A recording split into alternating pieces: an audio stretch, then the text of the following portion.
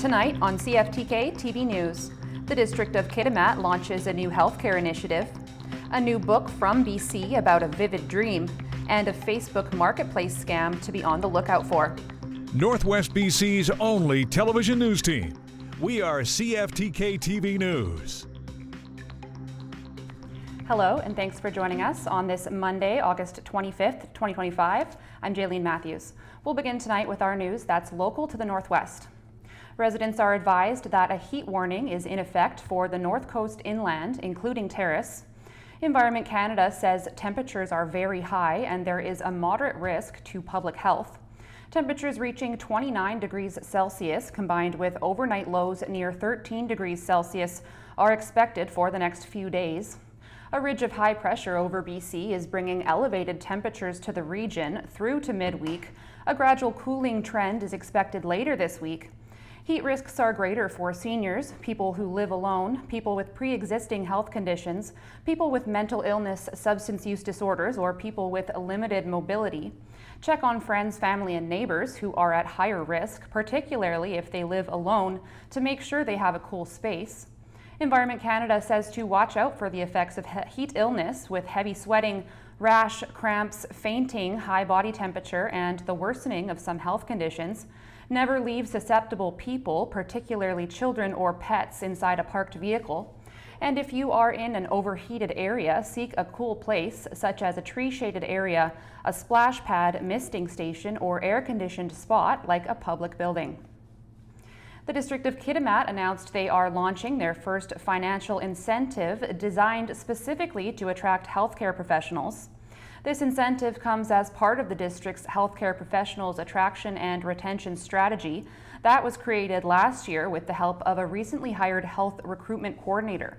Healthcare professionals who either fill a vacancy or join a local practice in Kitimat can get up to $20,000, and the incentives are set to run for at least 3 years. Applications for the incentives are now open. Other incentives based around housing allowances, training, and retention are being developed as well. The Nisga'a and Tahltan nations have formed a joint partnership with a transport company to purchase the Port of Stewart bulk terminal. A joint statement from the First Nations and Aero Transportation Systems, which are equal partners, says the deal is expected to close in coming months.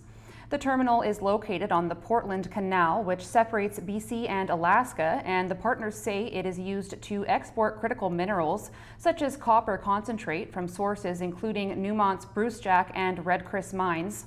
Kerry Carlick, president of the Tahltan government, says the deal will drive economic growth and self-determination, while Eva Clayton with the Nisga'a government says it's a chance for economic reconciliation. A Pakistani woman who migrated to Vancouver, Canada with her family says a vivid dream she had back in 2013 changed the course of her life. Here's CFTK-TV's Helen Asante with a feature on Hannah's dream. In September 2013, 2 suicide bombers attacked the All Saints Church in Peshawar, Pakistan, killing more than 100 Christians. But 3 days earlier, Hannah, then in Canada, had a vivid dream of the very same church, with explosions and worshippers under attack. I had my first dream at the age of 9. And since then, I used to have dreams, but I never knew why I see these stuff. But this dream, which I had, was very different than any other dream. And God showed me a white color building, and I saw there are lots of women and children going inside the building. And then I was sitting in the church and attending that service at that time. And, all of a sudden, I hear a voice that 2 men, they're saying, we are going to come in and kill everybody today. And I heard that voice and I shouted very loudly and I said, close the door, close the windows. These guys are getting in, and they said they're going to kill everybody. The moment I said that, one of the guys get in the church compound and he blast himself. In that dream, Hannah saw herself saving a little girl. Years later, she learned a child matching that description survived the bombing, and today the girl is a teenager. And I saw one beautiful, very beautiful, very white complexion color, maybe just like foreigners, I would say. That girl, she's standing in the middle of the compound in front of the church, and she's crying and she's saying, I can't find my mother. And somebody told me that there is one girl like that, and she's still alive. So I said, I need to meet her. And I had a Zoom meeting with her. Her dad and her auntie is there who's looking after her now. Her mom died that day. So that was the answer when she said, I can't find my mom. Hannah says the dream transformed her faith and taught her never to take God's revelation lightly. Hannah has now written a book about her journey, urging others to build a deeper relationship with God and to pay attention to His signs. There's lots of miracles of my life, how I escaped from Pakistan, how I moved to Dubai, how God brought me to Canada, how we managed everything, and how all this story begins. So there is lots of biblical teaching in it. And in every chapter in the end, I have put 4 questions. So you can relate your story with my story and see where God is using you. What is the purpose of your life on this earth? The book, containing more vivid details, is now on Amazon, a powerful reminder, she says, of God's revelation and the importance of listening when He speaks. Helena Sante, CFTK-TV News, Terrace.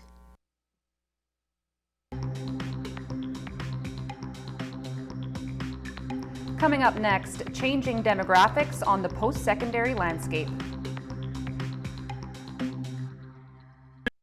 Hello again. The City of Prince Rupert provided an update on the boil water notice, which is still being investigated. They say the problem was caused by issues with disinfecting chlorine at the end of the water distribution system. The main area of concern by 2nd Avenue Bridge because it has oversized pipes originally built to serve fish plants that are no longer operational. They now cause circulation and water quality problems. An engineer is working with city staff on a long-term solution, but there's no timeline on when the notice will be lifted. A lesser-used Forest Service road has proved to be an imperative detour in the Mount Underwood wildfire response. Many are calling for improvements to be made to the road now. CTV's Brendan Strain explains. It's a bumpy, dusty stretch of road that can be frustratingly slow to navigate. It has also become a lifeline and a detour route for 3 communities on the west coast that have been cut off by the Mount Underwood wildfire outside of Port Alberni. What it is, it's a logging road, and a very poor condition logging road. Sayer says over a 24-hour period, there were 17 flat tires reported on the road that is owned by 3 different logging companies, as well as the province. It's horrendous. It is absolutely horrendous. For the DTDAT First Nation, whose lands the road runs through, it has always been the only option in and out of the community. We have dealt with those road conditions for decades. When the Underwood fire broke out on August 11th, traffic along the corridor increased. The potholes became worse, and on day 5 of the blaze, DTDOT applied to the province for funding to grade the road. That request was denied. Yesterday, after a lot of back and forth between the province and the First Nation, that request was finally approved, but only for 7 days. That road really needs to become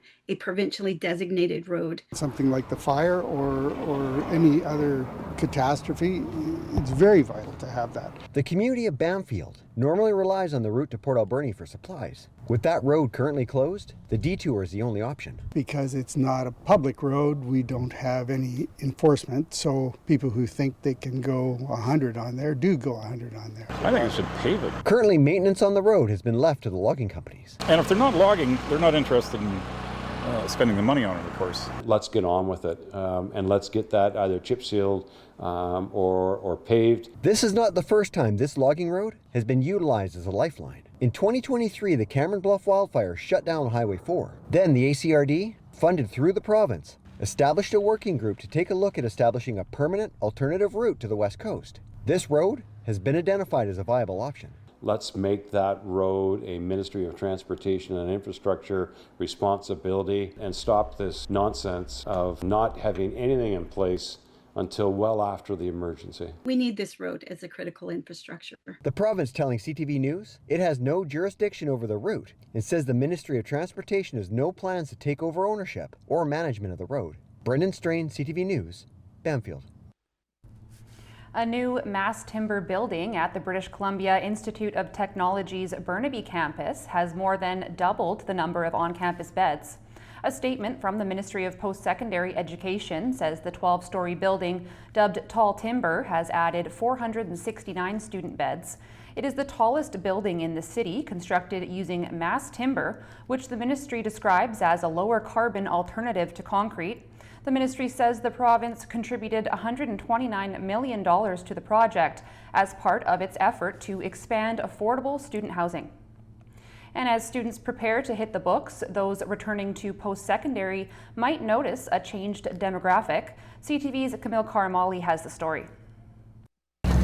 Boxes, crates, and suitcases stuffed with anything. This is all my stuff. And everything. Some pillows, some bedding, fridge over there. It's move-in day for these first-year post-secondary students, and there's change everywhere, including in the number of international students on campus. It is kind of sad. A lot of international students dream of studying abroad. Here at Toronto Metropolitan University, among all first-year students, there's been a noticeable drop of international students, roughly 1,100 first-year students in total this year. More than 80% of those are from across Canada, with 17% from abroad, most of them from the United States. We've seen it a little bit higher. We've seen more like 20-25% the last few years. So it's a bit of a dip from that. Ram Kanakamadala, a fourth-year student from India, seeing more foreign students graduating than they are coming in. I have a sister. She might be wanting to study abroad, and caps like this are affecting her. Early last year, the federal government announced a 2-year cap on international study permits approved, reducing it by roughly 35% for 2024 and by another 10% for this year, citing strains on the housing and healthcare system. Those keeping track of the numbers say there's far fewer permits than that being approved. So there was a small decrease in 2024 and then another 60% decrease in the number of new students approved to attend Canadian universities in the first quarter of this year. Housing reports have showed a reduced demand for rental properties, resulting in a drop in prices. Ottawa has pointed to that as proof the cap is working. But others say Canada is losing out on a robust future workforce. They, in fact, help pay for more spots for Canadian-born students to attend university because international students pay higher tuition fees. Back on campus, those gaps left behind by fewer international students. For us in residence, we're seeing more GTA students than we've seen before. Now filled by local ones. Kamel Karamali, CTV News, Toronto. Turning to the weather, although the leaves have begun to change across the northwest, summer conditions are back. Tonight on the north coast, expect conditions to be partly cloudy. Fog patches developing overnight, a low of 11 degrees. Over the next few days on the north coast, clouds tomorrow, then a couple of clear days ahead before clouds come back for the weekend. Daily highs between 18 and 20 degrees, overnight lows around 11-12 degrees. Tonight in the Terrace-Kitimat area, expect it to be clear with a low of 16 degrees. Over the next few days in the Terrace-Kitimat area, expect those hot temperatures to stick around a while. A steady 31 degrees until Friday, when the heat will taper off a bit getting into the weekend. Overnight lows between 14 and 16 degrees. Tonight in the Bulkley Valley and Lakes District, it's looking clear as well with a low of 6 degrees. Over the next few days in the Bulkley Valley and Lakes District, expect hot sun right through to Friday, dropping a few degrees getting into the weekend. Daily highs between 23 and 32 degrees, overnight lows between 9 and 11 degrees. Checking your roads and highways around the northwest now. On Highway 16, there's construction in Prince Rupert with a detour in effect, as well as bridge maintenance, road maintenance, utility work, shoulder maintenance, and paving operations underway. On Highway 37, watch for bridge construction. On Highway 37A, watch for paving operations, as well as a section with falling rocks. On the Niska Highway, there's road construction as well as crack sealing. And this is what the roads were looking like this afternoon around the region from the view of the province's highway cams.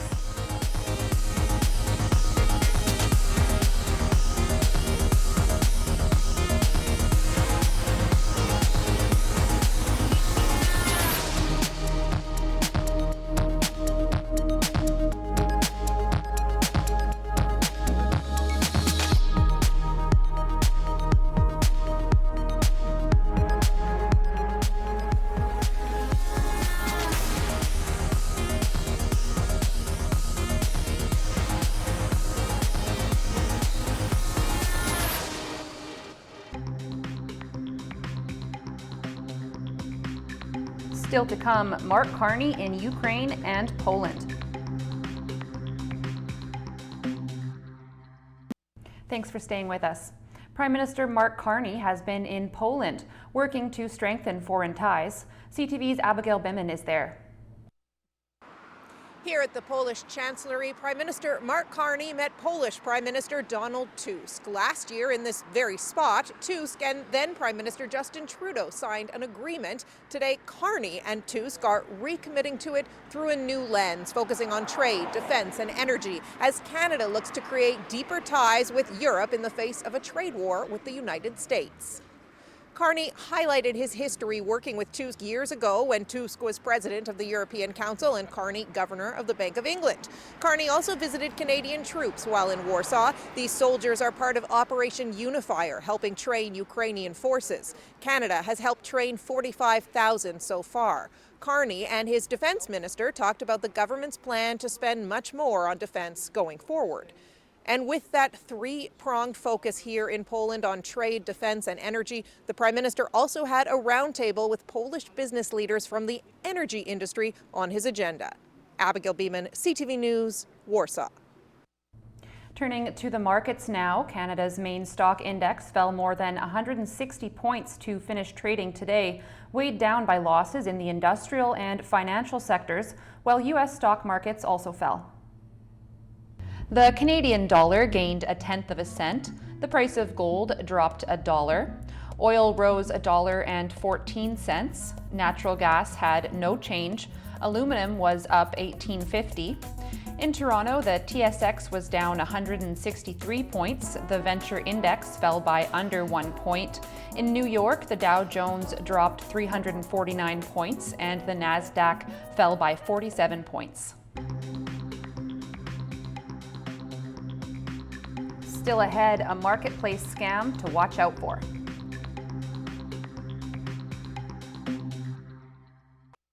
Welcome back to CFTK-TV. U.S. health official Dr. Mehmet Oz says about 400 ostriches at a BC farm should be sent to America to learn why they survived an avian flu outbreak. The former TV personality told a New York radio show he's been in touch with Universal Ostrich Farms since last week's court ruling. The farm lost its attempt to stave off a cull of the birds ordered by Canadian Food Inspection Agency. Oz says his offer to house the birds at his Florida ranch still stands if Prime Minister Mark Carney will allow it. Safe injection sites continue to be a controversial choice. Changes are now rolling out to the program. Here's CTV's Penny Daflos with more. With its open drug use and squalor, Vancouver's downtown east side has drawn disdain and disgust for decades.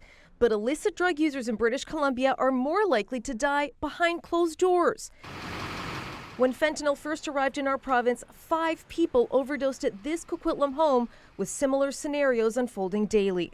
Supervised consumption sites have saved thousands of lives, yet continue to generate controversy and political fireworks. They're not safe. They are unsafe injection sites. They are drug dens. We have hundreds of people on waiting lists looking for treatment. At all levels of government. Meant to be a contact point so we can get people into further treatment. There are people on the streets that should be in treatment.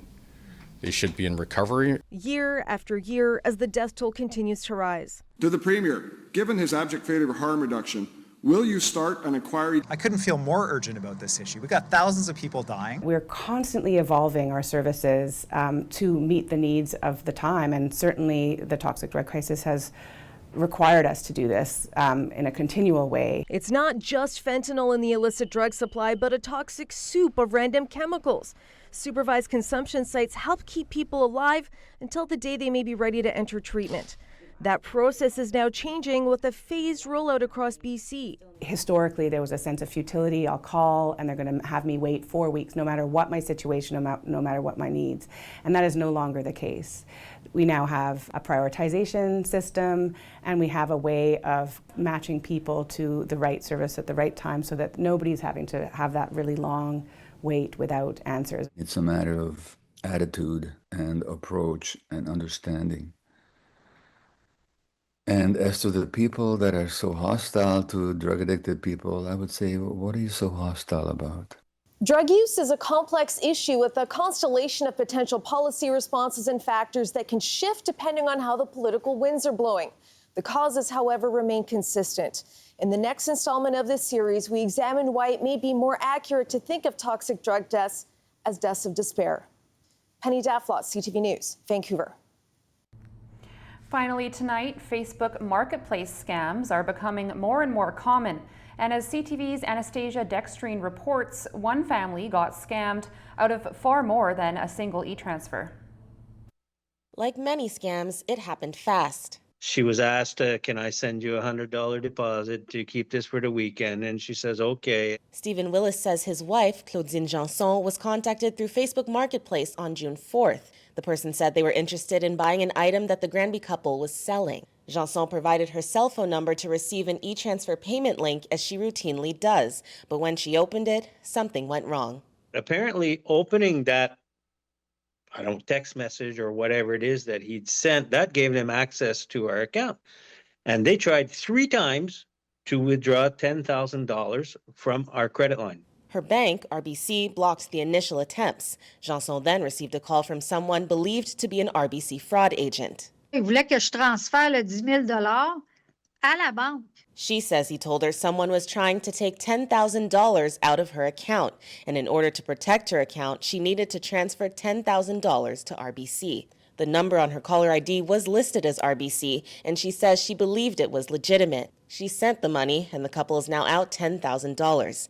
In a statement to CTV, RBC said they could not comment on Janson's situation specifically, but they said the bank will never ask clients for one-time passcodes, to send money to secure a profile, or to share an e-transfer deposit link. We continue to see victims ignore this guidance, or they're not aware of it in the first place. Technology analyst Carmi Levy says as these scams escalate, banks need to do more to protect their clients. The ombudsperson needs to have the teeth in order to enforce the rules that are already on the books, and the government needs to legislate the industry to clean up its act so that it can't simply shrug its shoulders and ignore customers when they are in fact defrauded. In the past, they called us and there was a fraud happening.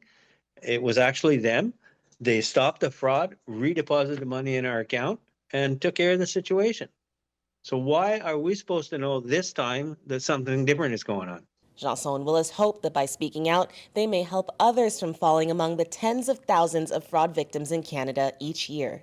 Anastasia Dextrine, CTV News. That's our news for now. For more local news, you can visit us at CFTK-TV.com. All of our newscasts and local stories also go up on our YouTube and TikTok pages.